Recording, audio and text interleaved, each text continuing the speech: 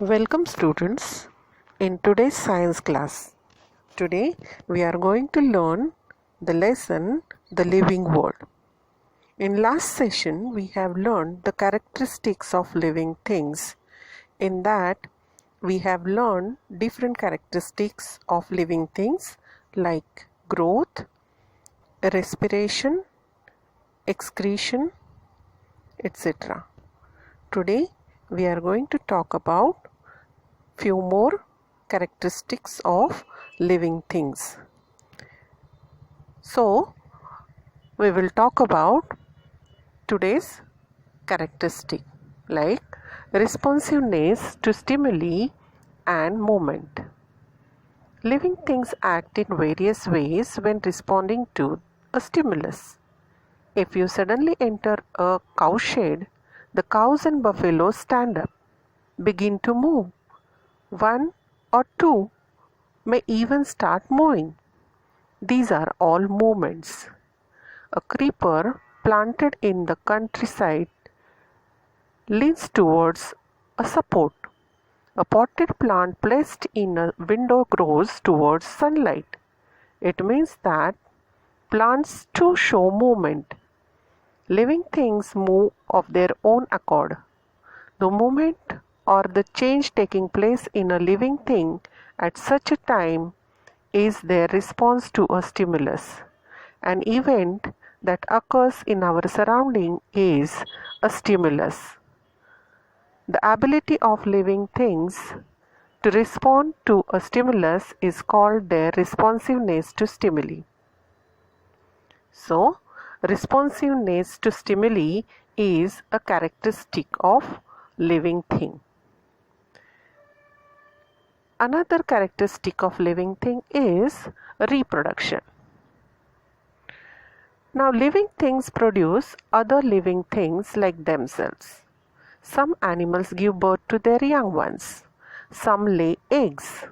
Their young ones hatch out of the eggs.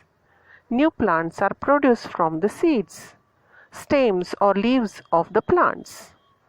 The process by which a living thing generates a new living thing like itself is called a reproduction or procreation.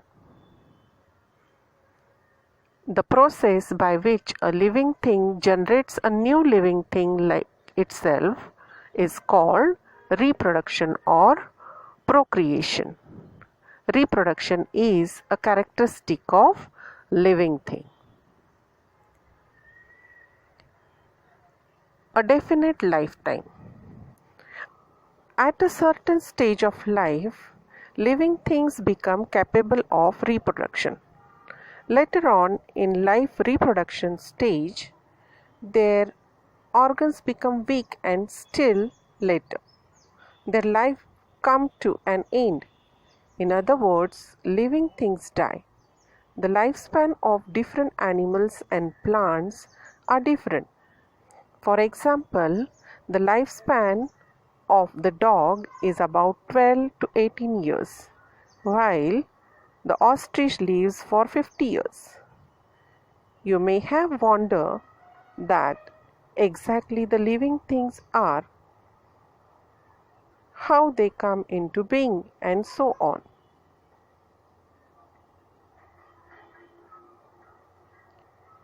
Observe a honeycomb and a wall. What are they made up of? You may have seen the small compartments of honeycomb. These compartments are joined together to form a honeycomb. A wall has bricks. To construct a wall, we firmly join the bricks together. A cellular structure. Living things are made up of small units called cells. All the actions and processes in the bodies of living things are brought about with the help of these microscopic cells. Some living things are made up of a single cell. These are called unicellular organisms. Uni means one.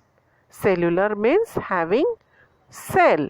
So, having only one cell means unicellular. On the other hand, the living things that are made up of many cells are called multicellular. Multi means many. Many cell. The amoeba and some other microorganisms are unicellular, while man, cow, mouse, cockroach, elephant, banyan tree, the onion plant, etc. are all multicellular organisms. All the characteristics of living things are seen in every cell of a living thing, whether it is unicellular or a multicellular. So, cellular structure is the main characteristics of living things, even though the number of cells may vary. Now, we will talk about some of the living things which are useful. Now, useful living things. Plants are used for household as well as industrial purpose. For example, fenugreek, that is methi, potato, okra, that is bhindi, apple, banana are used as food, while vasaka, that is adulsa, hirda, beheda, asparagus are used as medicines. Animals are also useful to us. Dogs, cats, cows, buffaloes are kept for domestic uses. Fish, sheep, fowl are used as food, while animals like horses, oxen, camel prove useful in various occupations. The earthworm is very useful in agriculture. Now we'll talk about harmful living things. Some animals and plants around us are harmful to man. For example, mosquitoes and flies spread diseases. Cockroaches, mice, rat destroy our food.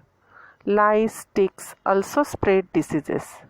The bites of some poisonous lizards, spiders, snakes and scorpions can even cause death. If wild elephants enter human settlements, they cause a lot of destruction. Some plants too can be harmful, as for example, the dodder or parthenium and other weeds. Pods of nettle colocasia leaves causes itching. Plants like oleander, lantana have strong odors. The datura plant is poisonous. Uncontrolled growth of fungi and algae pollutes drinking water and may cause the spread of disease. Some wild animals. Wild animals that hunt other animals for food are called predators. For example, tigers, lions, wolves, leopards.